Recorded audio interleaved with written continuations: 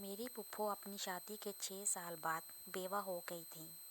उनका एक ही बेटा था, मजीद, जो 5 साल का था। जेठ जिठानी ने उन्हें अपने पास रखने से इनकार कर दिया था, तो मेरे अब्बू उन्हें अपने घर ले आए। वो चाहते थे कि वो फूफो की दूसरी शादी करके उनका घर बसा दें, मगर मेरी फूफो ने अब्बू के आगे हाथ जोड़ के कहा कि भाई साहब, मैं सारी ज़िंदगी आपकी और आपकी बीवी बच्चों की खिदमत करूंगी, मगर आप मेरी दूसरी शादी मत करें।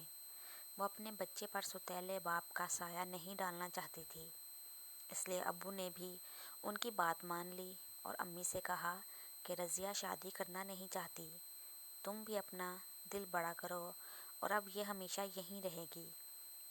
अम्मी खामोश तबीयत की थी। वो बज़ाहिर बहस तो नहीं करती थी, मगर करती वही थी जो उनकी अपनी मर्ज़ी होती थी। उन्होंने फूफो की राह में बहुत सी मुश्किलात खड़ी की, मगर आफरीन है फूफो पर कि उन्होंने कभी अब्बू से शिकायत नहीं की और सब कुछ बर्दाश्त करती रहीं। अब्बू जो चीज़ हमारे लिए लाते, वही मजीद के लिए भी लाते थे कि वो एहसास कमतरी में ना रहे, मगर अम्मी को इस मासूम का भी वजूद बर्दाश्त नहीं होता था। वो अब्बू से खुल्लम खुल्ला मुखालफत मोल ना ले सकती थी, मगर चुपके चुपके वो बेटे के मामले में फूफो को तकलीफ़ पहुंचाती रहती थी। अम्मी ने अब्बू को मशवरा दिया कि फूफो को अनेक्सी में शिफ्ट कर दो, लड़का बड़ा हो रहा है, मेरी भी बेटियां हैं, बाद में कोई मसला हुआ तो ननद भावच में बदमज़गी हो जाएगी। अब्बू अम्मी के इरादे को भांप गए और फूफो को अनेक्सी में शिफ्ट कर दिया गया। अनेक्सी क्या थी? वो 2 कमरों पर मुश्तमिल थी। एक छोटा सा सहन और छोटा सा बाथरूम था। अब वो दोनों अम्मी की आंखों से ओझल हो गए थे, तो अम्मी को कुछ सुकून हुआ। अब्बू के पास पैसे की कमी नहीं थी। उन्होंने फूफो को राशन भी डलवा दिया था कि वो भावच की मोहताज ना रहे। वक्त के साथ हम स्कूल से कॉलेज पहुंच गए। अब्बू रोज़ शाम को मुजीद को अपने पास बुला लेते, उसका होमवर्क चेक करते और फिर उसे टीवी दिखाते या कहीं बाहर घूमने फिरने चले जाते। मेरे भाई रहील की मजीद से बहुत बनती थी। वो दोनों क्लास फेलो भी थे और दोस्त भी, और मुझे भी मजीद से एक ख़ास उनसियत और लगाव सा महसूस होता। वो बचपन से ही हमारे घर रह रहा था। इससे मोहब्बत की बेल कब परवान चढ़ी पता ही नहीं चला। शायद मैं जानती थी कि अब्बू को उस रिश्ते से कोई इनकार नहीं होगा, इसीलिए ख़ानदान में से भी कोई रिश्ता नहीं आया था। और वैसे भी अब्बू कहते थे कि मैं रमशा की शादी मजीद से करूँगा।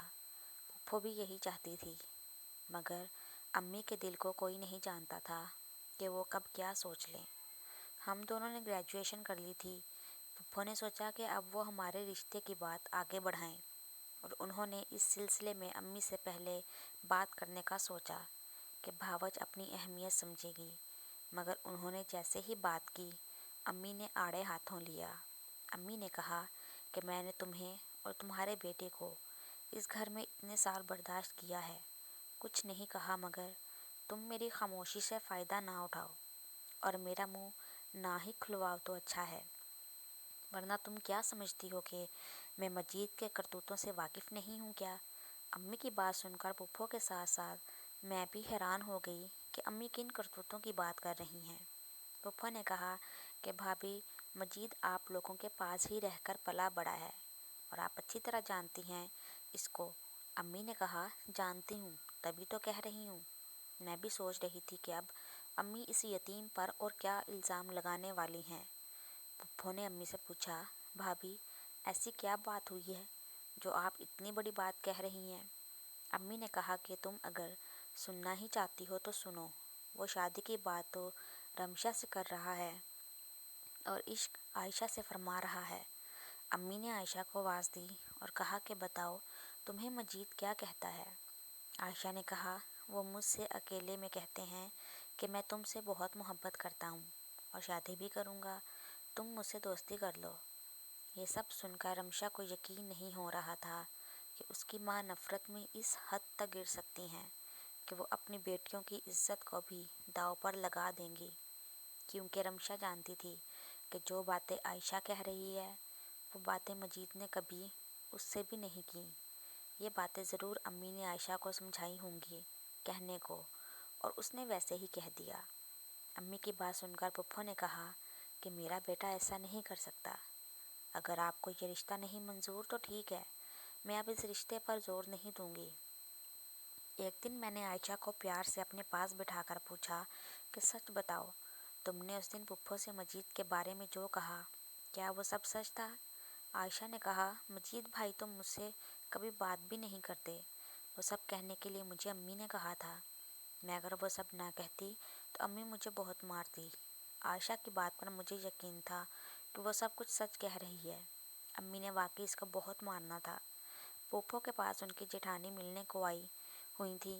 پھپھو کو اداس دیکھ کر پوچھنے لگی، کیا بات ہے رئیسہ، تم اداس کیوں ہو؟ امی نے بتایا کہ مجید کی شادی کرنا چاہتی ہوں۔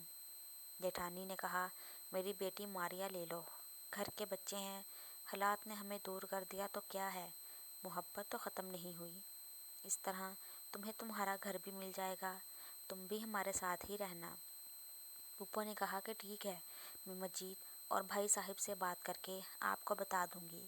پھپھو نے جب ابو سے بات کی تو انہوں نے کہا کہ میں ایک بار پھر تمہاری بھابھی سے بات کر لوں، وہ مان جاتی ہے تو ٹھیک، ورنہ پھر تم ماریا سے کر لینا۔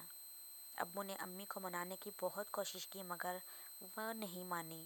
آخر ابو نے پھپھو سے کہہ دیا کہ وہ ماریا کا رشتہ ہاتھ سے نہ جانے دے۔ جلد ہی ماریا اور مجید کی شادی ہو گئی اور وہ لاہور میں اپنے آبائی گھر میں شفٹ ہو گئے۔ جس دن اس کی شادی تھی اس دن میں اور ابو بہت اداس تھے، مگر امی بہت خوش تھیں۔